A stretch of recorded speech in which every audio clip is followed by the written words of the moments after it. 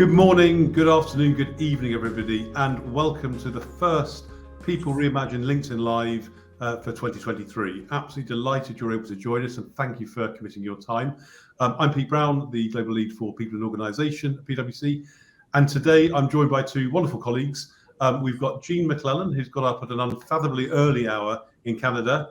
Jean leads our People and Organisation practice in Canada.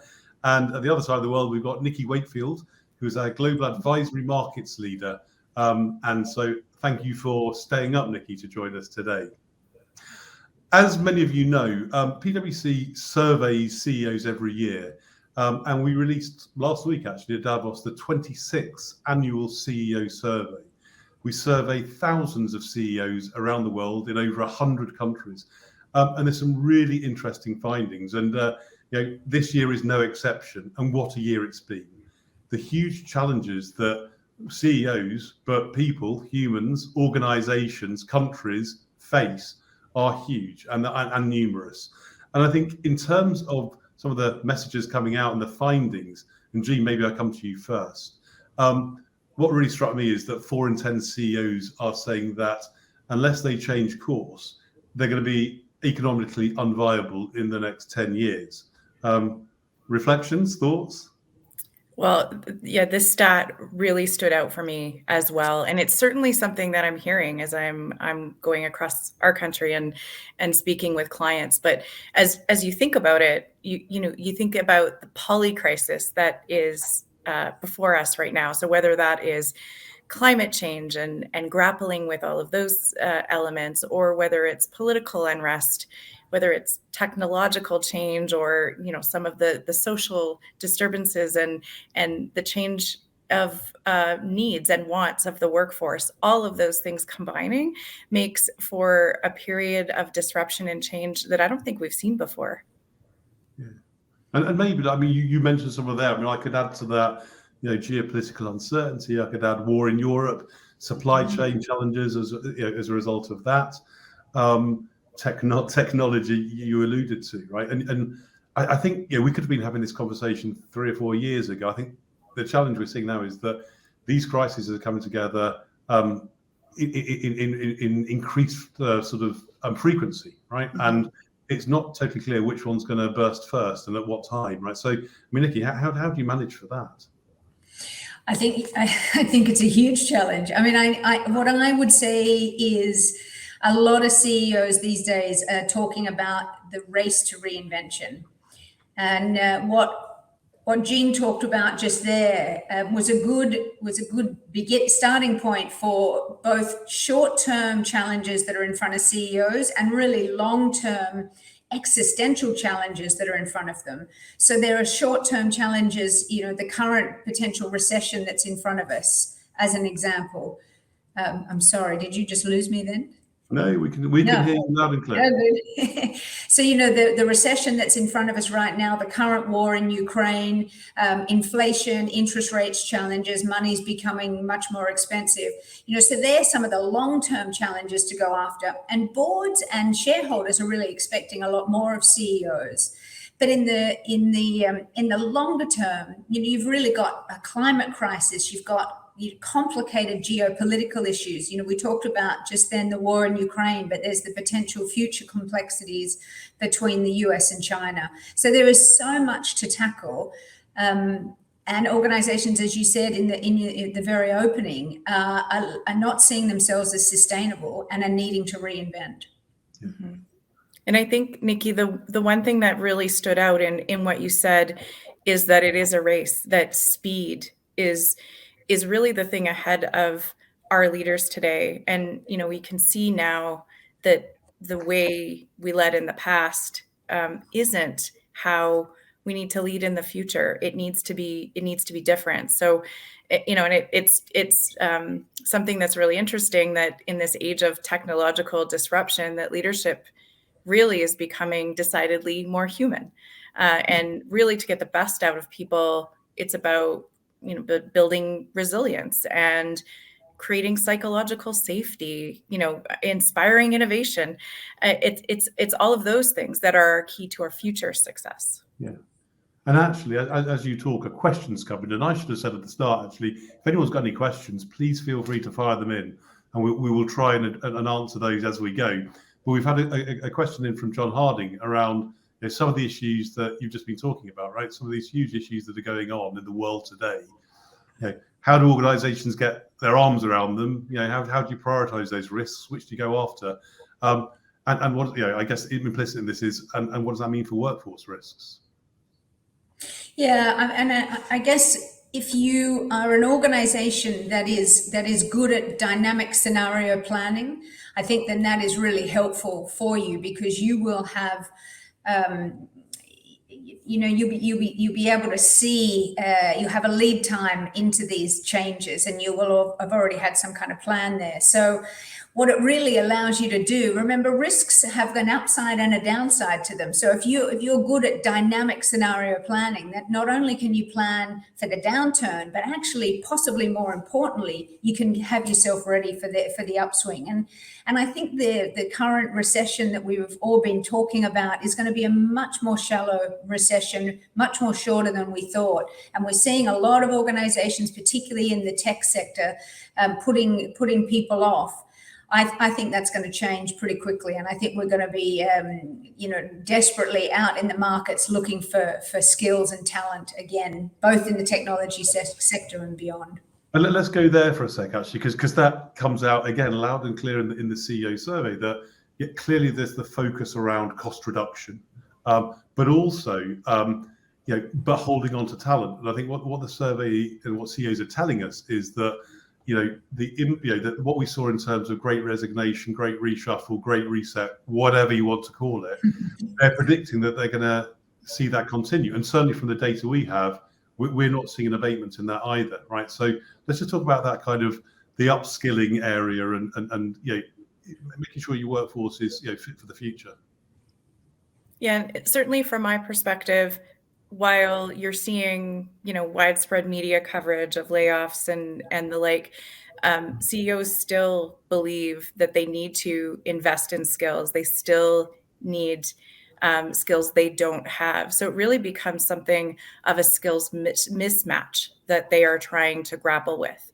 And but the majority believe that it is impacting their success. And so what that, to me, entails is the need for a deeper understanding of workforce. So oftentimes I see in organizations, we spread programs like peanut butter thin across everyone. And it really is a time where we need to understand the various components of our workforce and meet their specific needs. And it's amazing because with the technology that we have and the knowledge that we have now about how to get the most out of humans, to how to reach our potential, all of the tools are with us now to be able to look at the workforce in a much different way and and all of the complexities that come with that. It's quite a courageous move, I would suggest, though. I think historically, whenever we have these kind of challenges before, pulling that lever around headcount reduction, frankly, is one that's often been used. But yet, what the data is telling us is that CEOs are resisting that. There's lots of questions coming in, actually. There's one from Julia, who's in the US, that says that she read this week that there's a trend around diversity, equity, inclusion, heads teams being cut as part of companies' reactions to cost pressure. How do organizations balance purpose with cost reduction? Now, I don't know whether that's a specific North America angle or we're seeing it more broadly, but reflections around that, because we all talk about purpose, diversity, inclusion, and it's something that workers tell us is so important when they join and stay with an organization. Any thoughts on that? Yeah, look, I think, as we said earlier, there certainly are some organizations that are looking to cut workforces, have cut workforces. But if you go back to what the CEO survey is telling us, a vast majority, and I think it's around 79%, are saying they are not going to reduce their workforce, they're going to reskill them. And as we know, workforce is it's not an easy lever, but it's one of the levers that people have pulled very quickly in the past. But I think if you also consider that skills shortages is one of the major concerns CEOs have for future growth, they're getting much smarter about saying, I'm not just going to make a short-term action for profitability. I'm actually going to take a longer-term view here. I'm going to reskill the people that I've got who understand my culture, who understand our clients and understand our organization, so that I'm going to be ready for that upturn. So it comes back to that dynamic scenario planning and really being ready for the growth that I don't think is too far in front of us. So building on the CEO survey, you've painted a picture around the challenge around workforce, the worldwide skill shortages, the need to upskill. Another data point from the survey, interestingly, from CEOs, is that I think it was around about 45% of them said that they observe or they feel around their own leadership teams that a good number of them actually don't encourage any kind of dissent and debate. That also, I think it was about 60%, which was surprisingly high. They observed their sort of leadership teams not tolerating small-scale failures, what have you. So against the backdrop of the huge challenges we face, the fact that I think it's an inescapable truth that we're all transforming and changing, right? Just in terms of survivability. To do that requires, I think, a different form of leadership, and that thing around empowerment, inspiring workforces and using the collective talent within an organization. How do you square that then? So the urgency, the pace, the upskilling requirement, then maybe there's a cultural angle around in terms of how equipped, how empowered, and actually do people feel they have the permission to make some of the changes required at pace to be able to be ready for the future? Yeah, that one's an interesting one for me. When we talk about the need to create an environment where you can fail, the need to have dissent and really, spar around ideas. It just strikes me that this is a moment where we could go back to the future in terms of, and look at our history of all of those great entrepreneurs that built some of our very large organizations, right? That entrepreneurial spirit we may have lost through the last few decades, that tinker culture, right? And it's something that has been in the past very much celebrated. So I think we just need to bring that back and get that mindset going in order to create that environment. And Nicki, I'm going to come to you actually. There's lots of questions actually around the whole skilling area. So you obviously prompted lots of thoughts in what you've been talking about. So Amy there has asked around sharing any lessons around addressing skills gaps with urgency. I'm also going to add in another question that's come in, which is around what are the skills that we should be equipping people and the organisation should be equipping people with? Nicki, I think that's absolutely in your sweet spot. Peter, I keep losing you. Can you still hear me, or am I out of Wi-Fi? We can hear you perfectly. Okay, I don't know why, but I keep losing you. Could you repeat the question for me again? Yeah, I was just saying we've had lots of questions in around skills. There's one around, can you share the lessons learned in terms of addressing skills gaps with urgency? And I'm adding on to that as well another question around which skills should organizations be focused on in terms of upskilling their people? Yeah, great. I mean, I would come back to this concept of dynamic scenario planning, actually, because the scenario you look ahead of your workforce plans, which then gives you lead indicators as to which skills you need to reskilling perspective. The thing that I would say is reskilling people in AI as well. What we don't focus on necessarily. Sorry, Pete, have you lost me again? No, you're back now. We lost you for a little bit, so let's persevere for a couple 10 or so seconds, and then if we lose you again, I'll move on. Yeah, so the comment that I was making is I think the thing we don't focus on enough is actually reskilling people as people leaders, or reskilling our leaders to be strong people leaders. I mean, personally, I think that the whole leadership contract has changed. The leadership employee contract has changed. I think no longer leadership is a noun, it's a verb. And I think it's plural, not singular. So I think we really need to help our leaders be better people leaders, to be able to empower and inspire the workforce that we have.